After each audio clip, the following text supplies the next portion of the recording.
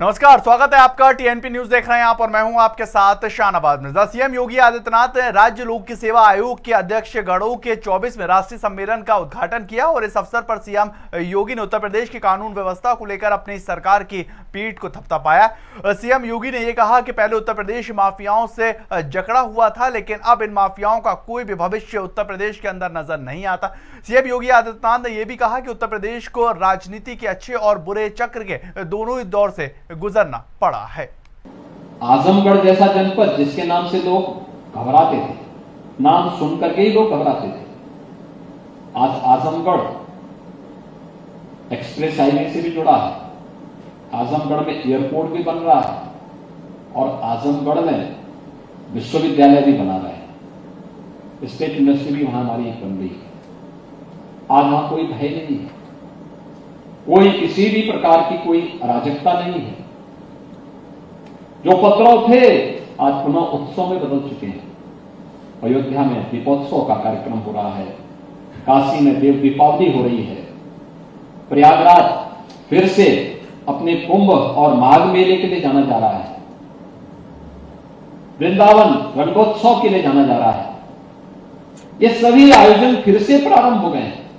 नगर निकाय चुनाव होने में महज कुछ ही दिनों का समय बचा है और सीएम योगी आदित्यनाथ पश्चिम से चुनाव प्रचार अभियान की शुरुआत करने जा रहे हैं। सीएम 24 अप्रैल को सहारनपुर, शामली और अमरोहा में जनसभा कर भारतीय जनता पार्टी के प्रत्याशी के पक्ष में वोट मांगते हुए नजर आएंगे। और आपको बताएं कि सीएम योगी भारतीय जनता पार्टी के टॉप स्टार प्रचारकों में से एक है। वहीं नगरीय निकाय चुनाव में अपने प्रचार अभियान को मजबूत देने के लिए भारतीय जनता पार्टी अपने सभी मोर्चों को मैदान में उतारने जा रही है और भारतीय जनता पार्टी प्रदेश अध्यक्ष भूपेंद्र सिंह चौधरी और प्रदेश महामंत्री धर्मपाल सिंह ने मोर्चे के प्रदेश प्रभारी और प्रदेश पदाधिकारियों के साथ क्षेत्र अध्यक्ष और महामंत्रियों के साथ वर्चुअल बैठक कर चुनाव को लेकर चर्चा की है।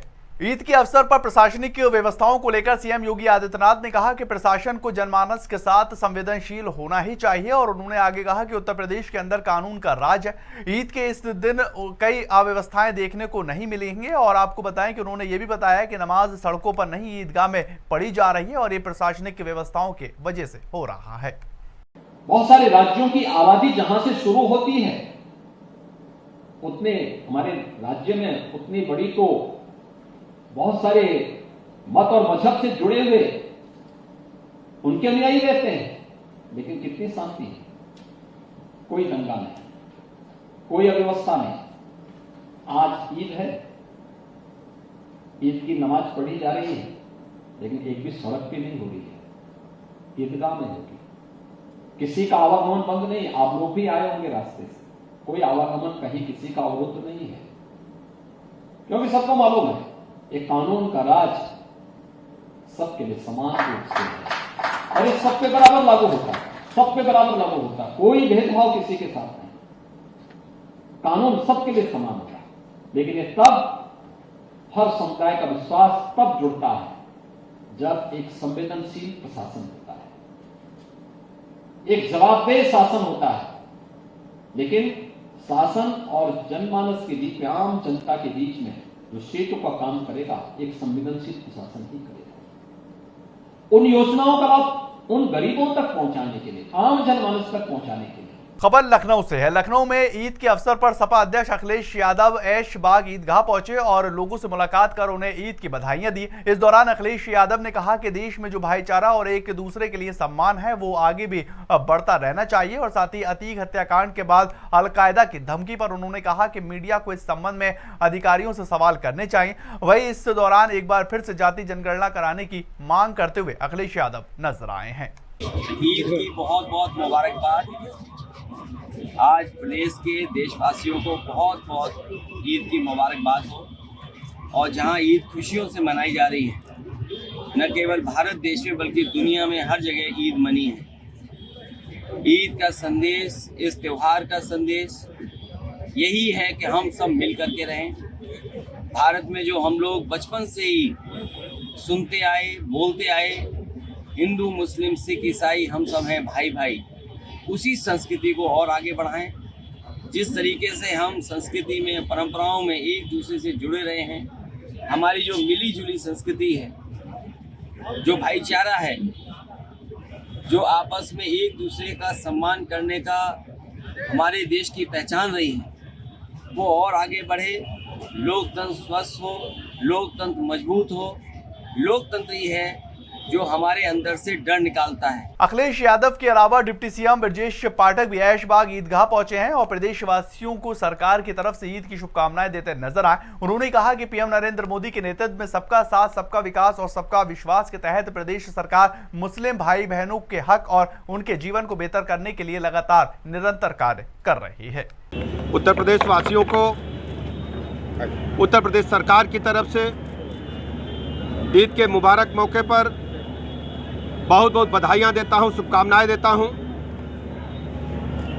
माननीय प्रधानमंत्री नरेंद्र मोदी जी के मार्गदर्शन में, नेतृत्व में पूरे देश में सबका साथ, सबका विकास, सबका विश्वास के तहत और खासकर उत्तर प्रदेश में एक एक मुस्लिम भाई बहनों के हक और हुकूक के लिए, उनके जीवन स्तर में बदलाव लाने के लिए हमारी सरकार काम कर रही है। चलिए छोटा सा ब्रेक, जल्द हाजिर होते हैं। आप बने रहे टीएनपी न्यूज के साथ।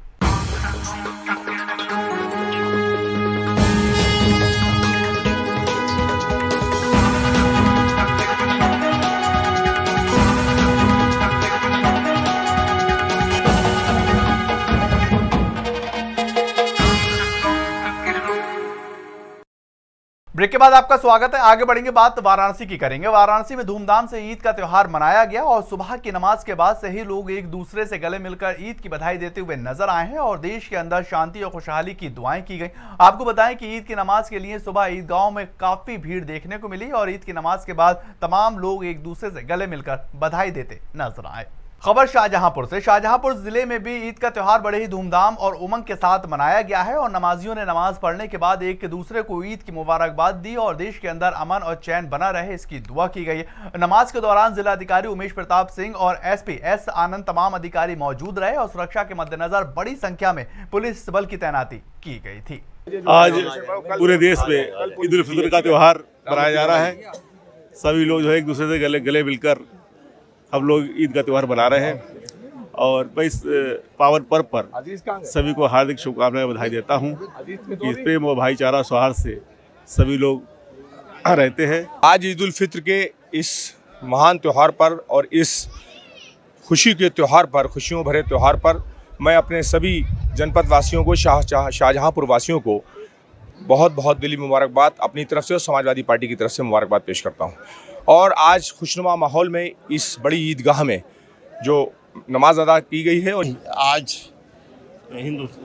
शाहजहांपुर ही में नहीं बल्कि पूरे जनपद में, पूरे मुल्क में एक साथ ईद मनाई गई है और ये पहला और बहुत ही अच्छा इत्तेफाक रहा है कि एक दिन में आज पूरे मुल्क में त्यौहार मनाया जा रहा है। ईद उल फित्र का त्यौहार बहुत ही सादगी के साथ मनाया जाता है और इस त्यौहार का ख़ास जो है मकसद ये होता है कि लोग एक महीना रोज़ा रखते हैं तो 2 रकात नमाज इकट्ठा होकर ईदगाहों में, मस्जिदों में नमाज अदा करें। जानते हैं आज अलविदा की नमाज है रमज़ान के पाक महीने की, तो इसी सिलसिले में जितने भी यहाँ मस्जिद हैं वहाँ पे हमारी ड्यूटियाँ सुबह से ही खड़ी हैं और इस बात को सुनिश्चित करने के लिए कि जो अलविदा की नमाज है बिल्कुल सकुशल शांतिपूर्वक संपन्न हो सके।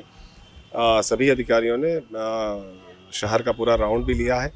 हमारे साथ एडीएम प्रशासन साहब और एसपी सिटी साहब सब लोग साथ में गए थे और इस बात को देखा गया कि वहाँ पर्याप्त पुलिस बल ड्यूटी पे तैनात है और जो बाहर से फोर्स भी मिली है उसकी भी डिप्लॉयमेंट हुई है और बिल्कुल इस बात को इंश्योर किया जाएगा कि जो अलविदा की नमाज है वो सकुशल संपन्न। सुरक्षा व्यवस्था, साफ सफाई सभी विभाग लगे हुए हैं और ईद की बहुत बहुत मुबारकबाद और सौहार्दपूर्ण तरीके से हर तहसील मुख्यालय पर, जिला मुख्यालय पर ईद मनाई जा रही है और अच्छे से त्यौहार निकल रहा है, कहीं कोई दिक्कत नहीं। ये नगर निगम, नगर आयुक्त साहब हैं, सभी लोग 4-5 दिन से लगे थे।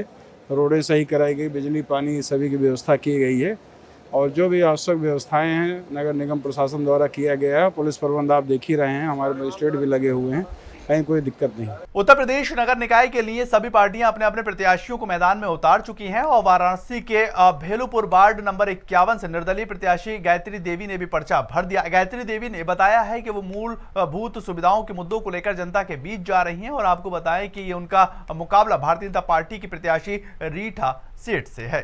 जनता से यही अनुरोध है कि 15 साल बाद महिला सीट आई है और एक बार अवसर हमको दे। क्या मुद्दा होगा, चुनावी मुद्दा आप जनता के बीच में क्या यही मुद्दा है कि मतलब जनता का सेवा करने का एक बार अवसर दे। सीवर समस्या, बिजली समस्या, पानी का समस्या और गली स्वच्छ सुंदर बनाना, यही हमारी अपील रहेगी जनता से कि एक बार अवसर दे। देखिए, मैं 15 साल के वार्डों में समस्या को लेकर हर मुद्दे पे लोग साथ रहा हूँ और भाजपा को कैसे समर्पित भी हूँ, मैं भाजपा समर्थक भी हूँ। परंतु मैं भी भारतीय जनता पार्टी से आवेदन किया था, अपनी माता जी का मेरा टिकट काट दिया गया था और मैं कुछ टिप्पणी नहीं करना चाहता उस पर, मगर अब मेरा उद्देश्य ये है कि मेरी माता जी चुनाव लड़ रही हैं, उनका चुनाव चिन्ह डूबता हुआ सूरज है। मैं भेलूपुर वार्ड के 51 नंबर से जो प्रत्याशी हमारी देख रहे हैं श्रीमती गायत्री देवी, मेरा कहना ये है कि एक बार जनता जनार्दन एक बार अवसर दे। हर एक चीज के लिए हम लोग सदैव 24 घंटा तत्पर रहेंगे। गंगा पुष्कर मेले को लेकर वाराणसी के गंगा घाटों पर श्रद्धालुओं की भीड़ उमड़ रही है और वाराणसी पहुंचे तेलुगु भाषी श्रद्धालु और दर्शनार्थियों के सहयोग के लिए एनडीआरएफ महिला रेस्क्यू टीम को भी तैनात किया गया, जो तेलुगु के अनाउंसमेंट कर गंगा के अंदर स्नान करने वाले तेलुगु भाषी दर्शनार्थियों की मदद कर रही हैं और साथ ही उन्हें सुरक्षा मानकों से संबंधित हिदायत देती हुई भी नजर आ रही हैं। వచ్చిన అందరికీ నమస్కారం। దయచేసి వినండి, స్నానం చేసేవాళ్ళు ఎక్కువ లోపల వెళ్ళకూడదని చెప్తున్నాము మరియు స్నానం చేసేటప్పుడు చిన్న పిల్లలు। खबर बदायूं से है। बदायूं के अंदर भी धर्म परिवर्तन कर हिंदू युवकों ने शादी करने वाली मुस्लिम लड़की से एक वीडियो जारी कर अपने परिवार से जान का खतरा बताया है और वीडियो में अपने पति पर जान का खतरा बताते हुए युवती ने एसएसपी से सुरक्षा मुहैया कराने की मांग की है। युवती का यह आरोप है कि उनका परिवार जबरन उसकी शादी कहीं और कराना चाहता है, जबकि वो इस हिंदू युवक से शादी करना चाहती थी और इसी को लेकर घर से भागकर उन्होंने बरेली में हिंदू रीति रिवाज से शादी की है। घर वाले जबरदस्ती मेरी शादी कहीं और करवाना चाह रहे हैं, जो मैं नहीं करना चाहती। मैं अपनी मर्जी से अपनी शादी करना चाहती हूँ। मैंने अपना हमसफर चुन लिया है। मैं शादी करना चाहती हूँ और इनके साथ मैं खुश हूँ अपनी लाइफ में। चलिए फिलहाल इस बुलेटिन में इतना ही। ज्यादातर खबरों के लिए आप लगातार बने रहें टीएनपी न्यूज के साथ।